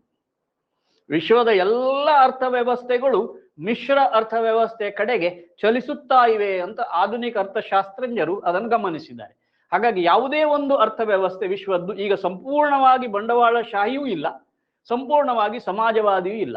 ಆದರೆ ಭಾರತ 48ರಲ್ಲಿಯೇ ಮಿಶ್ರ ಅರ್ಥವ್ಯವಸ್ಥೆಯನ್ನು ಸ್ವೀಕರಿಸಿದ ರಾಷ್ಟ್ರ. ಹಾಗಾಗಿ ನಮ್ಮಲ್ಲಿ ಯಾವುದೇ ಬದಲಾವಣೆ ಮಾಡಬೇಕಾದ ಅವಶ್ಯಕತೆ ಬಂದಿಲ್ಲ. ಯಾಕಂದ್ರೆ already Indian economy is a mixed economy. We have features of both capitalism as well as features of socialism. ಹಾಗಾಗಿ ನಾವು ಮಿಕ್ಸ್ಡ್ ಇಕಾನಮಿಯಾಗಿ ಮುಂದುವರಿತಾ ಇದ್ದೇವೆ. This is a very valid point about India that you should know. We have coexistence of public sector economic enterprises and private sector economic enterprises. Another, on the basis of development, ಅಭಿವೃದ್ಧಿ ಆಧಾರದ ಮೇಲೆ ಯಾವ ರೀತಿಯಲ್ಲಿ ಅರ್ಥವ್ಯವಸ್ಥೆಗಳನ್ನ ವಿಂಗಡಿಸಿದ್ದಾರೆ ಅಂತ 3 ರೀತಿಯಲ್ಲಿ classify ಮಾಡಿದ್ದಾರೆ. Developed economy, developing economy, less developed economy. Developed economy ಅಭಿವೃದ್ಧಿ ಹೊಂದಿದ ಅರ್ಥವ್ಯವಸ್ಥೆಗಳು, ಡೆವಲಪಿಂಗ್ ಇಕಾನಮಿ ಅಭಿವೃದ್ಧಿ ಹೊಂದುತ್ತಿರುವ ಅರ್ಥವ್ಯವಸ್ಥೆಗಳು, ಲೆಸ್ ಡೆವಲಪ್ಡ್ ಇಕಾನಮಿ ಕಡಿಮೆ ಅಭಿವೃದ್ಧಿ ಹೊಂದಿರುವ ಅರ್ಥವ್ಯವಸ್ಥೆಗಳು ಅಂತ 3 ವಿಭಾಗವಾಗಿ ನಾವು ವಿಂಗಡಿಸಿದ್ದೇವೆ. ಡೆವಲಪ್ಡ್ ಇಕಾನಮಿ ಆರ್ಥಿಕವಾಗಿ ಅಭಿವೃದ್ಧಿ ಹೊಂದಿದ ಅರ್ಥವ್ಯವಸ್ಥೆಗಳು ಅಂದ್ರೆ ಏನು? Developed economies are those economies which have reached A high level of economic progress ಅಂತ ಹೇಳಿದ್ರೆ, ಆ ದೇಶದಲ್ಲಿರುವ ನೈಸರ್ಗಿಕ ಮಾನವ ಸಂಪನ್ಮೂಲಗಳನ್ನ, ಬಂಡವಾಳ ಸಂಪನ್ಮೂಲಗಳನ್ನ ಬಳಸಿ ಇಡೀ ರಾಷ್ಟ್ರ ಆರ್ಥಿಕವಾಗಿ ಅಭಿವೃದ್ಧಿ ಹೊಂದಿದೆ. ಯಾವುದೇ ಒಂದು ದೇಶದ ಆರ್ಥಿಕ ಅಭಿವೃದ್ಧಿ ಎನ್ನುವಂಥದ್ದು ಆ ದೇಶದಲ್ಲಿರುವ 3 ಸಂಪನ್ಮೂಲಗಳನ್ನು ಅವಲಂಬಿಸಿದೆ. ಯಾವುದೇ ಒಂದು ಅರ್ಥವ್ಯವಸ್ಥೆ ಕೊಳ್ಳಿ, ಅದರಲ್ಲಿ 3 ಸಂಪನ್ಮೂಲಗಳು ಬೇಕೇ ಬೇಕು. ಒಂದು ನ್ಯಾಚುರಲ್ ರಿಸೋರ್ಸಸ್, ನೈಸರ್ಗಿಕ ಸಂಪನ್ಮೂಲಗಳು ಹೇಳ್ತೇವೆ. ಇನ್ನೊಂದು ಹ್ಯೂಮನ್ ರಿಸೋರ್ಸಸ್, ಮಾನವ ಸಂಪನ್ಮೂಲಗಳು ಅಂತ ಹೇಳ್ತೇವೆ. ಮೂರನೇದು ಕ್ಯಾಪಿಟಲ್ ರಿಸೋರ್ಸಸ್, ಬಂಡವಾಳ ಸಂಪನ್ಮೂಲಗಳು ಅಂತ ಹೇಳ್ತೇವೆ. ಈಗ ನಮ್ಮ ದೇಶ ನಾವು ನೋಡ್ಲಿಕ್ಕೆ ಹೋದ್ರೆ, ನಮ್ಮ ದೇಶದಲ್ಲಿ ನೈಸರ್ಗಿಕ ಸಂಪನ್ಮೂಲಗಳು ಸಾಕಷ್ಟಿದೆ, ಅದಕ್ಕೇನು ಕೊರತೆ ಇಲ್ಲ ನಮ್ಮ ಹತ್ರ. We have forest, we have minerals, we have fisheries, we have water resources, land resources, everything we have. ಈಗ ನಾವು agriculture is the main occupation. ಇನ್ನ ಟೇಬಲ್ ನಲ್ಲಿ ನಾವು ನೋಡಿದ್ದೇವೆ predominance of agriculture. Total land area ನಮ್ಮ ದೇಶದ್ದು ಎಷ್ಟು ಅಂತ ಕೇಳಿದ್ರೆ 329 ಮಿಲಿಯನ್ ಹೆಕ್ಟೇರ್ ಇದೆ. ಅದರಲ್ಲಿ 324 ಮಾನವ ಬಳಕೆ ಮಾಡ್ತಾ ಇದ್ದಾನೆ, ಅಂದ್ರೆ 5 ಹೆಕ್ಟೇರ್ ನಾವು ಯೂಸ್ ಮಾಡ್ತಾ ಇಲ್ಲ. 324 ಬಳಕೆ ಮಾಡುವ ಭೂಮಿಯಲ್ಲಿ 142 ಮಿಲಿಯನ್ ಹೆಕ್ಟೇರ್ನಷ್ಟು ಭೂಮಿಯಲ್ಲಿ ನಾವು ಕೃಷಿ ಮಾಡ್ತಾ ಇದ್ದೇವೆ. ಈಗಲೂ ನಿಯರ್ಲಿ 50%, ಅಂದ್ರೆ ಸುಮಾರು 50% ಹತ್ತಿರ ನಮ್ಮ ಭೂಮಿಯನ್ನ ಕೃಷಿಗಾಗಿಯೇ ನಾವು ಬಳಸ್ತಾ ಇದ್ದೇವೆ. ಅಂದ್ರೆ ಬೇರೆ ಬೇರೆ ರೀತಿಯ ಬೆಳೆಗಳನ್ನು ನಾವು ಬೆಳೆಸ್ತಾ ಇದ್ದೇವೆ. ಅದರಲ್ಲಿ food grains and commercial crops ಅಂತ ಕ್ಲಾಸಿಫೈ ಮಾಡ್ತೇವೆ. ಆಹಾರ ಧಾನ್ಯಗಳು ಮತ್ತು ವಾಣಿಜ್ಯ ಬೆಳೆಗಳು ಎಲ್ಲವನ್ನು ಒಟ್ಟು ಸೇರಿಸಿ ನಾನು ಹೇಳ್ತೇನೆ 142 ಮಿಲಿಯನ್ ಹೆಕ್ಟೇರ್ನಷ್ಟು ಭೂಮಿ ನಾವು ಕೃಷಿ ಮಾಡ್ತಾ ಇದ್ದೇವೆ ಈಗಲೂ ಕೂಡ. ಹಾಗಾಗಿ India even today is an agrarian economy, ಕೃಷಿ ಆಧಾರಿತ ಅರ್ಥವ್ಯವಸ್ಥೆ ಅಂತ ನಾವು ಈಗಲೂ ಹೇಳ್ಬೋದು. ಈವನ್ ನಾವು ಇಂಡಸ್ಟ್ರಿ ನೋಡಿದ್ರು ಕೂಡ ಕೈಗಾರಿಕೆಗಳಲ್ಲಿಯೂ nearly 40% of the industries are agro industries. ಕೃಷಿ ಆಧಾರಿತ ಕೈಗಾರಿಕೆಗಳೇ ನಮ್ಮಲ್ಲಿರುವುದು. ನೋಡಿ, ನಮ್ಮ ದೇಶದ ಅತ್ಯಂತ ದೊಡ್ಡ ಕೈಗಾರಿಕೆ ಯಾವುದು ಕೇಳಿದ್ರೆ ಕಾಟನ್ ಟೆಕ್ಸ್ಟೈಲ್ ಇಂಡಸ್ಟ್ರಿ. ನಾವು ಸಾಕಷ್ಟು ಪ್ರಮಾಣದಲ್ಲಿ ಕಾಟನ್ ಟೆಕ್ಸ್ಟೈಲ್ ಅನ್ನು ಉತ್ಪಾದನೆ ಮಾಡ್ತೇವೆ ನಮ್ಮ ದೇಶದಲ್ಲಿ. ಆದ್ರೆ ಈ ಕಾಟನ್ ಟೆಕ್ಸ್ಟೈಲ್ ಉತ್ಪಾದನೆ ಮಾಡಬೇಕಾದ್ರೆ ಏನು ಬೇಕು? ರಾ ಕಾಟನ್. ರಾ ಕಾಟನ್ ನಾವು ಎಲ್ಲಿ ಬೆಳೆಸುದು? ಕೃಷಿಯಲ್ಲಿ. ಆದ್ರಿಂದ most of the industries, cotton industry, sugar industry, many other industries are agro industries. ಆದ್ರೆ ಅಗ್ರೋ ಇಂಡಸ್ಟ್ರಿ ಡೆವಲಪ್ ಮಾಡಬೇಕಾದ್ರೆ ಅಗ್ರಿಕಲ್ಚರ್ ಬೇಕೇ ಬೇಕು. ಸೊ ಈ ರೀತಿಯಲ್ಲಿ ಇಂಟರ್ ಕನೆಕ್ಟಿವಿಟಿ ಇದೆ. Primary sector help secondary sector, secondary sector and primary sector both are needed for the development of tertiary sector. So all these 3 sector are interrelated, interconnected. ಆ interconnectivity ಇದ್ದೇ ಇದೆ. Now that's how the economy grows. Developed economy, developing economy, less developed economy ಅಂತ 3 classification ಮಾಡಿದ್ದೇವೆ. Developed ಆಗಬೇಕಾದ್ರೆ ಯಾವ ರಾಷ್ಟ್ರದಲ್ಲಿ ಮಾನವ ಮತ್ತು ನೈಸರ್ಗಿಕ ಸಂಪನ್ಮೂಲಗಳನ್ನ ಬಂಡವಾಳವನ್ನು ಉಪಯೋಗಿಸಿಕೊಂಡು ಪರಿಣಾಮಕಾರಿಯಾಗಿ ಬಳಕೆ ಮಾಡಿದ್ದಾರೆ ಮತ್ತೆ ಆದಾಯ ಜಾಸ್ತಿ ಮಾಡಿದ್ದಾರೆ, ಅದು ಡೆವಲಪ್ಡ್. ಡೆವಲಪಿಂಗ್ ಅಂತ ಹೇಳಿದ್ರೆ ಅದನ್ನು ಡೆವಲಪಿಂಗ್ ಯಾಕೆ ಕರಿತೀವಿ? We have natural resources, human resources. ಆದರೆ ಅದನ್ನ ಪರಿಣಾಮಕಾರಿಯಾಗಿ ಬಳಕೆ ಮಾಡಲಿಕ್ಕೆ ನಮ್ಮ ಹತ್ರ ಬಂಡವಾಳ ಸಂಪನ್ಮೂಲ ಇಲ್ಲ. This is the problem in our country. Even today India is a developing economy. ಯಾಕೆ? ಅದಕ್ಕೆ ಕಾರಣ ಏನು ಅಂತ ಹೇಳಿದ್ರೆ ನಮ್ಮಲ್ಲಿ ಬಂಡವಾಳದ ಕೊರತೆ ಇದೆ. ನೋಡಿ, 1991ರಲ್ಲಿ ಹೊಸ ಆರ್ಥಿಕ ನೀತಿ ತಂದಿದ್ದೇವೆ, new economic policy, and government permitted FDI, foreign direct investment, ವಿದೇಶ ನೇರ ಬಂಡವಾಳ ಹೂಡಿಕೆಗೆ ಅವಕಾಶ ಮಾಡಿಕೊಟ್ಟಿದ್ದೇವೆ. ಹಾಗಾಗಿ ವಿದೇಶಿ ಬಂಡವಾಳ ನಮ್ಮ ದೇಶದ ಒಳಗೆ ಬರಲಿಕ್ಕೆ ಪ್ರಾರಂಭ ಆದ ಮೇಲೆ ನಮ್ಮದು ಗ್ರೋತ್ ಫಾಸ್ಟರ್ ಆಗಿದೆ. ಹಾಗಾಗಿ ನಮ್ಮಲ್ಲಿ ಬಂಡವಾಳದ ಕೊರತೆ ಇದೆ. ನಮ್ಮಲ್ಲಿ ಸಾಕಷ್ಟು ಬಂಡವಾಳ ಇದೆ ಅಂತ ಆದ್ರೆ ನಾವು ನಮ್ಗೆ ಇದ್ದಂತ ನೈಸರ್ಗಿಕ ಮಾನವ ಸಂಪನ್ಮೂಲಗಳನ್ನು ಪರಿಣಾಮಕಾರಿಯಾಗಿ ಬಳಕೆ ಮಾಡಿ India can also become a developed nation. Okay, less developed economy ಅಂತ ಕರೀತೇವೆ. There are a few economies which are less developed or under developed ಅಂತ ಕೆಲವೊಮ್ಮೆ ಕರೀತಾರೆ. ಯಾಕಂತ ಹೇಳಿದ್ರೆ ಅಲ್ಲಿ ರಾಷ್ಟ್ರೀಯ ಆದಾಯ ಜಾಸ್ತಿ ಆಗುದಿಲ್ಲ, ತಲಾ ಆದಾಯ ಹೆಚ್ಚಾಗುವುದಿಲ್ಲ. ಯಾವ ರಾಷ್ಟ್ರದಲ್ಲಿ ರಾಷ್ಟ್ರೀಯ ಆದಾಯ, ತಲಾ ಆದಾಯ ಎಲ್ಲ ಜಾಸ್ತಿ ಆಗ್ತದೆಯೋ ಆ ರಾಷ್ಟ್ರವನ್ನು ನಾವು ಏನ್ ಹೇಳ್ತೇವೆ? That's an economy where which is growing at a faster rate, marching towards economic progress. For example, Afghanistan ಅಂತ ಒಂದು ದೇಶ ಇದೆ ಮಧ್ಯಪ್ರಾಚ್ಯದಲ್ಲಿ. ಈ ಅಫ್ಘಾನಿಸ್ತಾನದಲ್ಲಿ ಒಮ್ಮೆ ವಾರ ಆದಾಗ ರಾಷ್ಟ್ರೀಯ ಆದಾಯ ಜಾಸ್ತಿ ಆಗೋದ್ರ ಬದಲಿಗೆ ಕಡಿಮೆ ಆಗಿದೆ. ರಾಷ್ಟ್ರೀಯ ಆದಾಯ ಹೆಚ್ಚಾಗ್ತಾ ಇಲ್ಲ. ರಾಷ್ಟ್ರೀಯ ಆದಾಯ ಯಾವ ರಾಷ್ಟ್ರದಲ್ಲಿ ಹೆಚ್ಚಾಗ್ತಾ ಇಲ್ಲ ಅದು ಲೆಸ್ ಡೆವಲಪ್ಡ್ ಆಗಿ ಉಳಿತದೆ.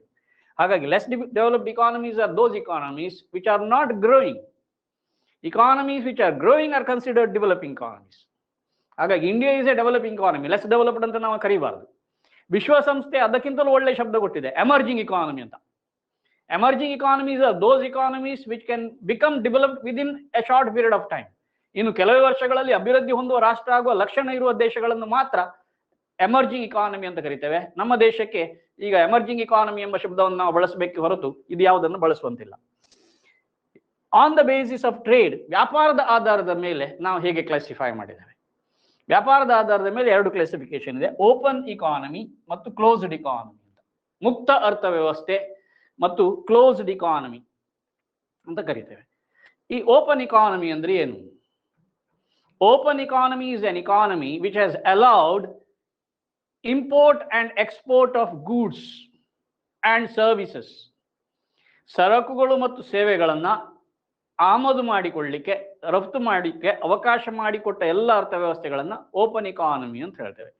Open economy encourages import and export of goods and services, and it has trade relations with other economies of the world. ವಿಶ್ವದ ಬೇರೆ ಬೇರೆ ಅರ್ಥವ್ಯವಸ್ಥೆಗಳೊಂದಿಗೆ ಸಂಬಂಧವನ್ನು ಇಟ್ಟುಕೊಂಡು ಆ ದೇಶದಲ್ಲಿ ಉತ್ಪಾದನೆಯಾದ ಸರಕುಗಳನ್ನು ವಿದೇಶಕ್ಕೆ ರಫ್ತು ಮಾಡುವುದು, ವಿದೇಶದಲ್ಲಿ ತಯಾರಾದ ವಸ್ತುಗಳನ್ನು ನಮ್ಮ ದೇಶಕ್ಕೆ ತರುವಂಥದ್ದು. Purchase of foreign goods and services and sale of domestic goods and services to foreign countries is called open economy. Closed economy ಅಂದ್ರೆ ಏನು? Closed economy does not encourage imports and exports. ಅದು ಇಂಪೋರ್ಟ್ ಎಕ್ಸ್ಪೋರ್ಟ್ ಅನ್ನ ಹೆಚ್ಚು encourage ಮಾಡುವುದಿಲ್ಲ. Closed economies are those economies which aim at producing goods and services within the country. ಆ ದೇಶದ ಒಳಗಿರುವ ಜನರಿಗೆ ಬೇಕಾದ ಎಲ್ಲಾ ಸರಕು ಸೇವೆಗಳನ್ನು ಆ ದೇಶದಲ್ಲಿ ಉತ್ಪಾದನೆ ಮಾಡುವುದು, ವಿದೇಶದಿಂದ ಆಮದು ಮಾಡಿಕೊಳ್ಳಿಕ್ಕಿಲ್ಲ, ಅಥವಾ ದೇಶದಲ್ಲಿ ಉತ್ಪಾದನೆ ಆದದನ್ನು ವಿದೇಶಕ್ಕೆ ರಫ್ತು ಮಾಡಲಿಕ್ಕಿಲ್ಲ. ದೇಶದಲ್ಲಿ ಉತ್ಪಾದನೆ ಆದದನ್ನು ದೇಶದ ಒಳಗೇ ಬಳಸುವುದು, ಇದಕ್ಕೆ ಕ್ಲೋಸ್ಡ್ ಇಕಾನಮಿ ಹೇಳ್ತೇವೆ. ಈಗ ನಮ್ಮ ದೇಶದ ಬಗ್ಗೆ ನಾವು ನೋಡ್ಲಿಕ್ಕೆ ಹೋದ್ರೆ, whether Indian economy is an open economy or a closed economy ಅಂತ ಕ್ವಶನ್ ಬಂದ್ರೆ, ಆಗ ನಾವು ಏನು ಹೇಳಬೇಕು? Indian economy was a closed economy till 1990.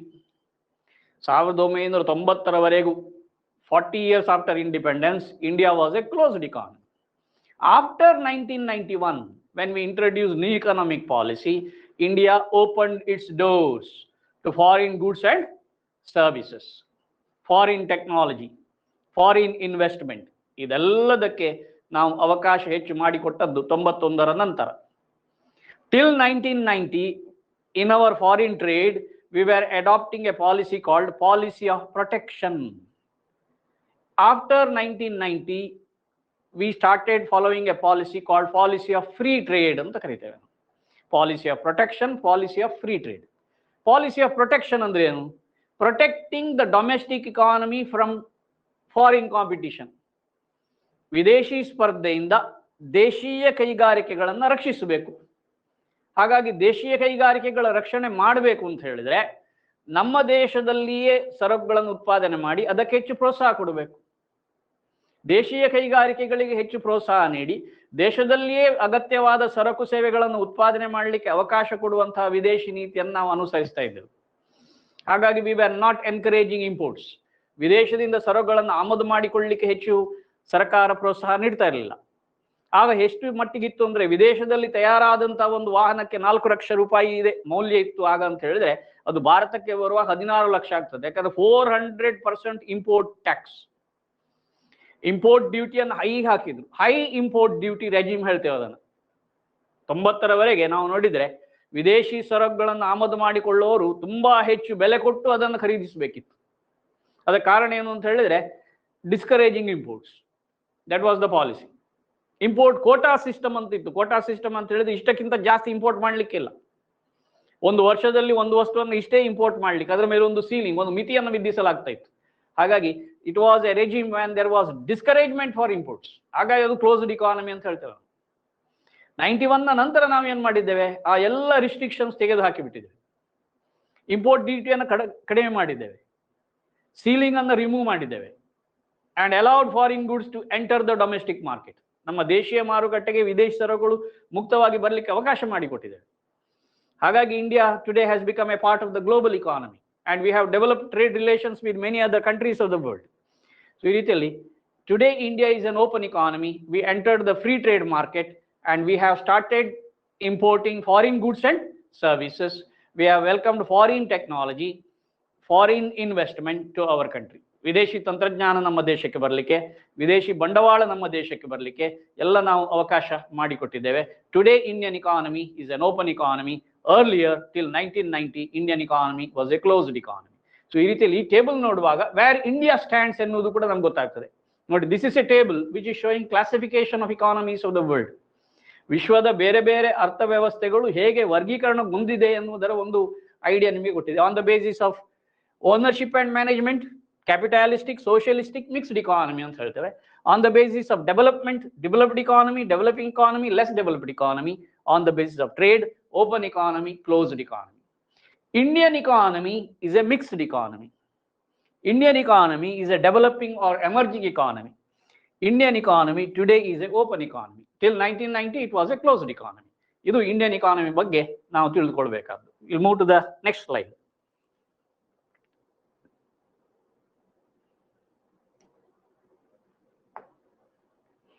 Okay. ಈಗ next slide is features of Indian economy. ನಮ್ಮ ದೇಶದ ಅರ್ಥವ್ಯವಸ್ಥೆಯ ಲಕ್ಷಣಗಳು ಹೇಗಿದೆ ಎನ್ನುವುದನ್ನು ನೋಡುವ. ಫೀಚರ್ಸ್ ಹೇಗಿದೆ, ಬೇರೆ ಬೇರೆ ಫೀಚರ್ಸ್ಗಳನ್ನು ನಾನು ಮುಖ್ಯವಾಗಿ ಈ ಫೀಚರ್ಸ್ಗಳನ್ನು ಎರಡು ರೀತಿಯಲ್ಲಿ ಕ್ಲಾಸಿಫೈ ಮಾಡಿದ್ದೇನೆ. One is traditional features, the other one is modern features. Traditional ಸಾಂಪ್ರದಾಯಿಕ ಲಕ್ಷಣಗಳು, ಮಾಡರ್ನ್ ಫೀಚರ್ಸ್ ಅಂದರೆ ಆಧುನಿಕ ಲಕ್ಷಣಗಳು ಅಂತ ನಾವು ಹೇಳ್ತೇವೆ. ಈಗ ಟ್ರೆಡಿಷನಲ್ ಫೀಚರ್ಸ್ ಯಾವುದೆಲ್ಲ ಎನ್ನುವುದನ್ನು ಫಸ್ಟಿಗೆ ನೋಡುವ, ಆಮೇಲೆ ನಾವು ಮಾಡರ್ನ್ ಫೀಚರ್ಸ್ ಏನೆಲ್ಲ ಇದೆ ಎನ್ನುವುದನ್ನು ನೋಡುವ. ಭಾರತೀಯ ಅರ್ಥವ್ಯವಸ್ಥೆಯ ಟ್ರೆಡಿಷನಲ್ ಫೀಚರ್ಸ್ ನಾವು ನೋಡಿದರೆ, first one is predominance of agriculture. That means agriculture is the main occupation of the people of India. Majority of the working population depending upon agriculture, and major portion of the income that also we get from agriculture only. ಈಗ ಹಿಂದಿನ first table ನಲ್ಲಿ ಈಗಾಗಲೇ ನಾವು ಅದನ್ನು ಅಧ್ಯಯನ ಮಾಡಿದ್ದೇವೆ. How agriculture is a predominant occupation in our country. 142 million hectares of land is under cultivation even today. That shows that predominance of agriculture. So agriculture is the most important occupation of the people of India. Even our industries, many of them are agro industries which require agricultural raw materials. That means industries also depend upon agriculture for the supply of raw materials. Hagagi, the first point itself is predominance of agriculture. Indian agriculture is a very important, and it is growing at a faster rate. Second one, low per capita income and low standard of living. ನೋಡಿ, ನಮ್ಮ ದೇಶದ ಜನರ ತಲಾ ಆದಾಯ per capita income ಬಹಳ ಕಡಿಮೆ. Low per capita income and low standard of living. Per capita income ಕಡಿಮೆ ಇದೆ, ಜನರ ಜೀವನ ಮಟ್ಟವು ಕಡಿಮೆ ಇದೆ. ನೋಡಿ, in the year 1951 total income ನೋಡಿ 2900 ಆಡ್ ಇತ್ತು, ಹೌದಾ? 0.27 crores was the income of India, billion was the income of India. That means our per capita income at that time was very very low. ಈಗ ನಮ್ಮ per capital income is around 2,61,000 ವರೆಗೆ ಬಂದಿದೆ annual income.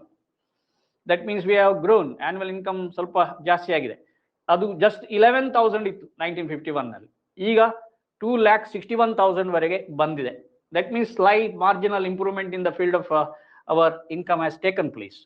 So low per capita income and low standard of living is a very important feature of Indian economy. ಹಾಗಾಗಿ even India today is considered as economically poor, ಆರ್ಥಿಕವಾಗಿ ಹಿಂದುಳಿದ ರಾಷ್ಟ್ರ ಅಂತ ಈಗಲೂ ವಿಶ್ವದ ಅರ್ಥಶಾಸ್ತ್ರಜ್ಞರು ಹೇಳ್ತಾ ಇದ್ದಾರೆ. ಯಾಕಂದ್ರೆ ನಮ್ಮ ಜನರ ಆದಾಯ ಕಡಿಮೆ. Even today we find nearly 20% of the population of India is living below poverty line. Poverty line ನ ಕೆಳಗೆ ಅಷ್ಟು ಜನ ಈಗಲೂ ನಮ್ಮಲ್ಲಿ ಕಂಡು ಬರ್ತಾ ಇದ್ದಾರೆ. ಆದರೆ ಇತ್ತೀಚಿನ ಸ್ವಲ್ಪ ಸ್ಟ್ಯಾಟಿಸ್ಟಿಕ್ಸ್ ನೋಡುವಾಗ ಬಿಲೋ ಪಾವರ್ಟಿ ಲೈನ್ ನ ಸಂಖ್ಯೆ ಸ್ವಲ್ಪ ಸ್ವಲ್ಪ ಕಡಿಮೆ ಆಗ್ತಾ ಇದೆ. And in future I think the income level may increase a little bit. ಇನ್ನೊಂದು rural economy.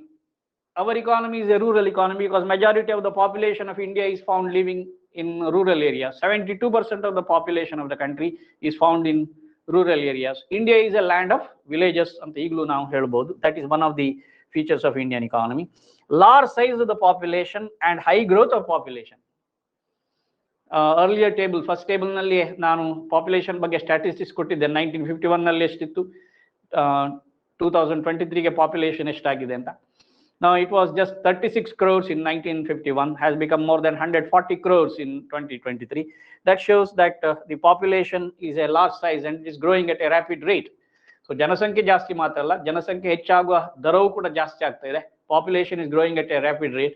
Then what happens is challenges ಜಾಸ್ತಿ ಆಗ್ತದೆ ಜನಸಂಖ್ಯೆ ಜಾಸ್ತಿ ಆದ ಹಾಗೆ. When the population is growing we have to feed the population, we have to grow more food grains, ಆನಂತರ we have to produce more goods and services.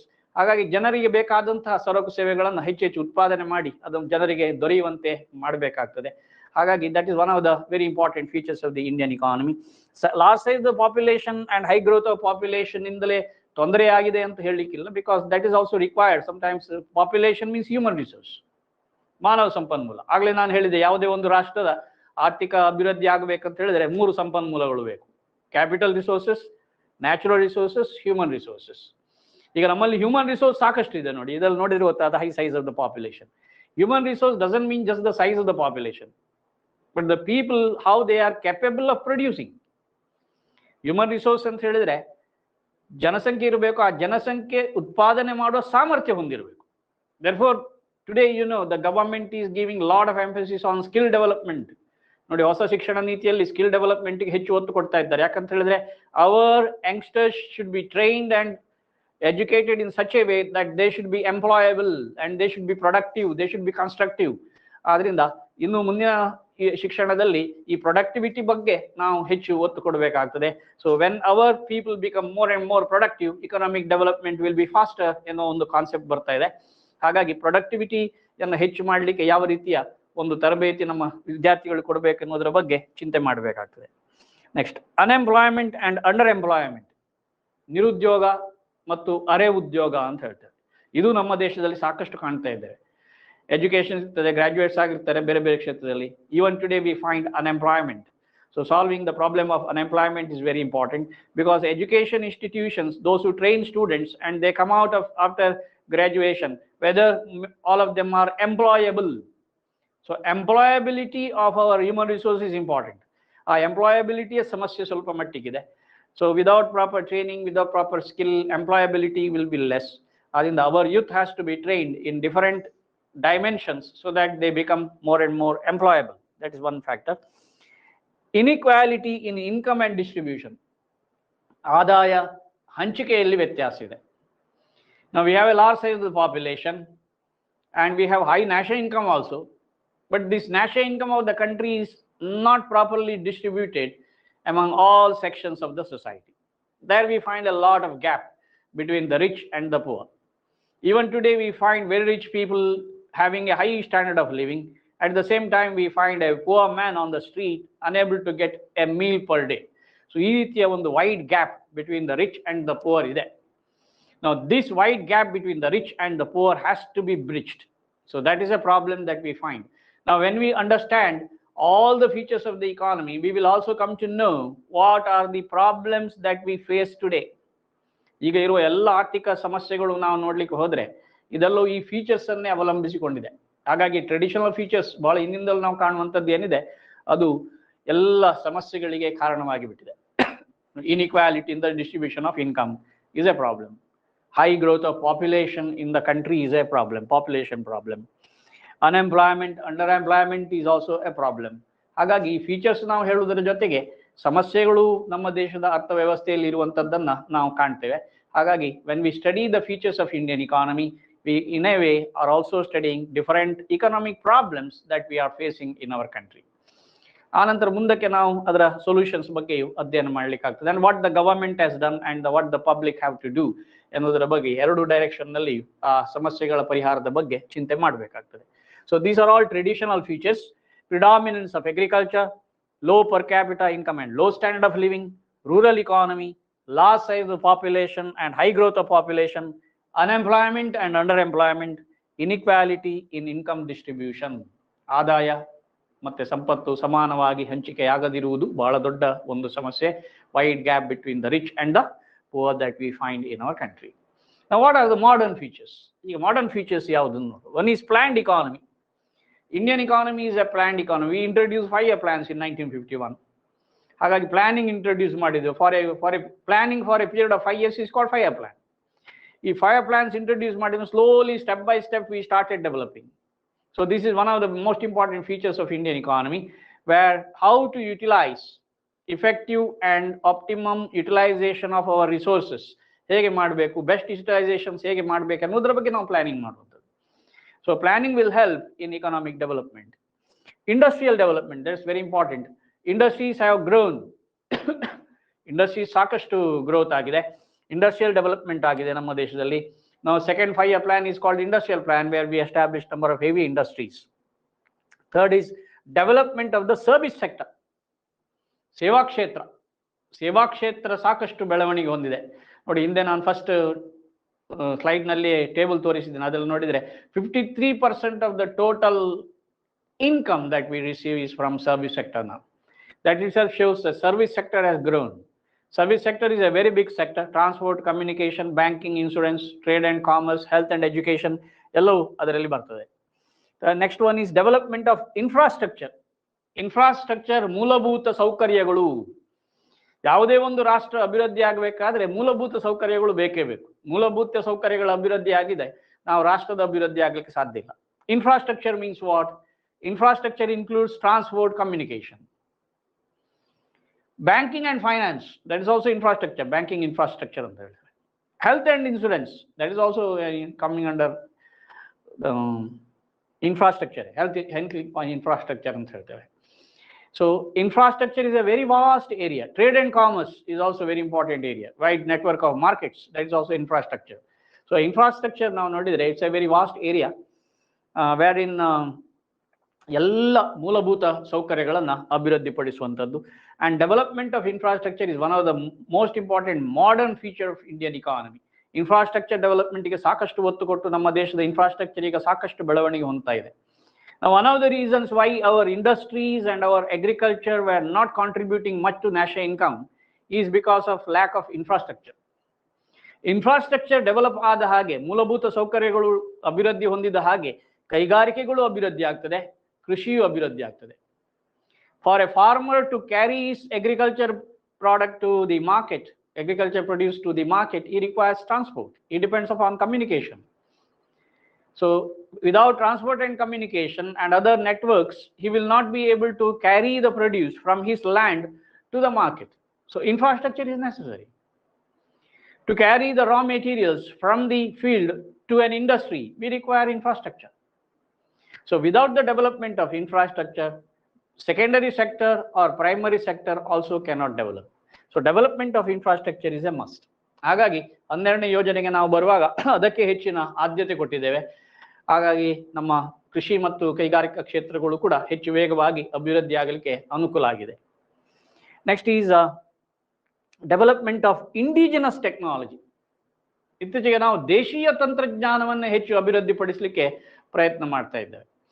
Earlier what happened, we were depending upon foreign technology for everything. ಪ್ರತಿಯೊಂದಕ್ಕೂ ನಾವು ವಿದೇಶಿ ತಂತ್ರಜ್ಞಾನವನ್ನೇ ಅವಲಂಬಿಸಿಕೊಂಡು ನಮ್ಮ ದೇಶದಲ್ಲಿ ಬೆಳವಣಿಗೆ ಆಗ್ತಾ ಇತ್ತು. ಈಗ ಹಾಗೆಲ್ಲ. The government is promoting development of indigenous technology. To give one example, ನಿಮ್ಗೆ ಗೊತ್ತಿದೆ ನಮ್ಮ ದೇಶದ ಒಂದು ಪ್ರತಿಷ್ಠಿತ ಸಂಸ್ಥೆ ISRO, Indian space research organisation, today has made a lot of achievements. You know, Chandrayaan 3, which we had already shown that our satellite went to that place. And we have made a lot of achievement in the field of space technology. ಈ space ಟೆಕ್ನಾಲಜಿಯಲ್ಲಿ ನಮಗೆ ಬೇಕಾದಂಥ indigenous ಟೆಕ್ನಾಲಜಿಯನ್ನು ನಾವೇ develop ಮಾಡಿದ್ದೇವೆ. We were not depending upon any foreign country for that. We developed our own technology. So just like that, even in the field of IT, information technology, today India is in a position to develop our own indigenous technology. Recent statistics says that within another 2 years, India will be able to produce mobiles within the country which can cater to the needs of 90% of the population. 90% ಜನರಿಗೆ ಬೇಕಾದಂತಹ ಮೊಬೈಲ್ಗಳನ್ನು ನಮ್ಮ ದೇಶದಲ್ಲಿಯೇ ಉತ್ಪಾದನೆ ಮಾಡುವ ತಂತ್ರಜ್ಞಾನವನ್ನು ಅಭಿವೃದ್ಧಿಪಡಿಸುವಷ್ಟರ ಮಟ್ಟಿಗೆ ನಾವು ಆರ್ಥಿಕವಾಗಿ ಅಭಿವೃದ್ಧಿ ಹೊಂದ್ತಾ ಇದ್ದೇವೆ. ಹಾಗಾಗಿ ಇಂಡಿಜಿನಸ್ ಟೆಕ್ನಾಲಜಿ, ದೇಶೀಯ ತಂತ್ರಜ್ಞಾನ ಏನಿದೆ ಅದು ಬೆಳವಣಿಗೆ ಹೊಂದ್ತಾ ಇದೆ. Another is promotion to tourism. ಟೂರಿಸಂಗೆ ನಾವು ಹೆಚ್ಚು ಒತ್ತು ಕೊಡ್ತಾ ಇದ್ದೇವೆ. India is a land of temples. India is a land of monuments. Monuments ಇದೆ, temples ಇದೆ. ಆ ಟೆಂಪಲ್ಸ್ಗಳನ್ನು ಡೆವಲಪ್ ಮಾಡಲಿಕ್ಕೆ ಮಾನ್ಯುಮೆಂಟ್ಸ್ಗಳಿದೆ, ಸ್ಯಾಂಚುರೀಸ್ ಇದೆ. India is a country which is having lot of opportunity for tourism. ವಿದೇಶಿಯರು ಸಾಕಷ್ಟು ಸಂಖ್ಯೆಯಲ್ಲಿ ನಮ್ಮ ದೇಶಕ್ಕೆ ಬರ್ತಾ ಇದ್ದಾರೆ. For example, Kerala, I saw lot of tourist are coming for this regatta competition and they are attracted towards tourism. So tourism is one of the areas where if we encourage more foreigners to come to India, we earn foreign exchange. Tourist ನಮ್ಮ ದೇಶಕ್ಕೆ ಬಂದ್ರೆ ಏನಾಗ್ತದೆ ಅಂದ್ರೆ ನಾವು ವಿದೇಶಿ ಹಣ ನಮಗೆ ಬರ್ತದೆ. ಆಗ ನಮ್ಮ ಸೇವಾ ಕ್ಷೇತ್ರದಿಂದ ವಿದೇಶಿ ಆದಾಯ ಬರ್ತದೆ, ಸೇವಾ ಕ್ಷೇತ್ರವೂ ಡೆವಲಪ್ ಆಗ್ತದೆ. So that is one of the areas where we are making a lot of progress ನಾವು. ಗ್ರೋತ್ ಆಫ್ ಎಕ್ಸ್ಪೋರ್ಟ್ಸ್, ನಮ್ಮ ದೇಶದ ವಸ್ತುಗಳನ್ನು ವಿದೇಶಕ್ಕೆ ರಫ್ತು ಮಾಡುವಂಥದ್ದು. Today we are in a position to export so many goods which earlier we were not able to. ಇಂದಿನ ವರ್ಷಗಳಲ್ಲಿ ಯಾವ ವಸ್ತುಗಳನ್ನು ನಮ್ಗೆ ಎಕ್ಸ್ಪೋರ್ಟ್ ಮಾಡ್ಲಿಕ್ಕೆ ಆಗ್ತಾ ಇಲ್ಲ, ಈಗ ನಾವು ಆ ಎಲ್ಲ ವಸ್ತುಗಳನ್ನ ಎಕ್ಸ್ಪೋರ್ಟ್ ಮಾಡುವ ಸ್ಥಿತಿಗೆ ಬಂದಿದ್ದೇವೆ. You know, in the recent G20 summit, we have introduced so many millets and millet products that are produced in our country.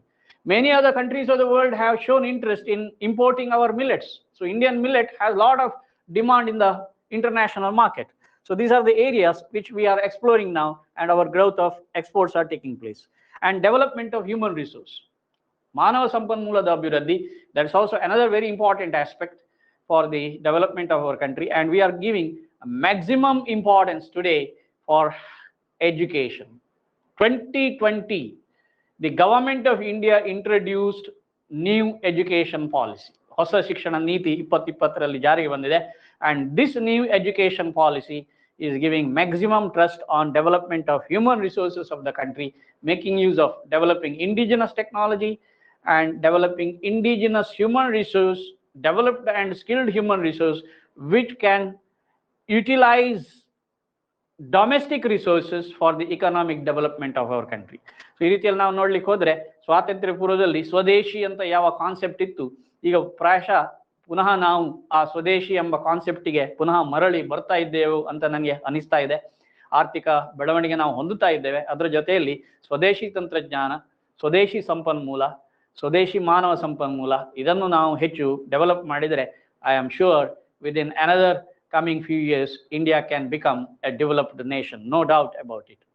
So students, today we have discussed three important areas.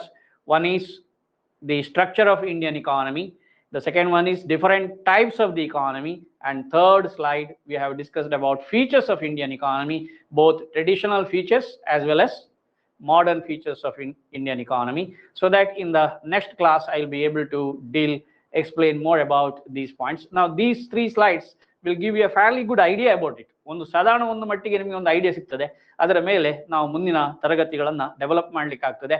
I wish that the students you will study well and prepare yourself for the exams and wish you best of luck. Thank you.